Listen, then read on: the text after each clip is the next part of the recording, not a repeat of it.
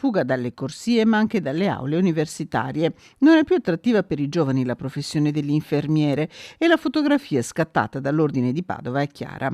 Una carenza infermieristica di professionisti che si aggira sui 4.000 in Veneto.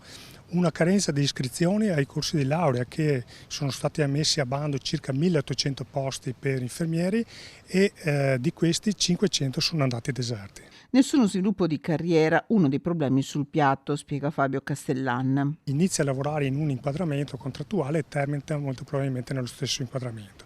La seconda questione è il modello organizzativo che trova un impegno dal punto di vista del professionista infermiere molto cospicuo, che deve lavorare in contesti 7 giorni su 7, 24 ore su 24, con sabati e domeniche, con molto sacrificio per le famiglie. Un terzo elemento è la retribuzione. La retribuzione media di un infermiere si aggira tra i 1.500 e i 1.600 euro. Nei paesi europei si parte da una base del 40% più alta, 2.800-3.000 euro. Quindi c'è un esodo anche di giovani infermieri formati.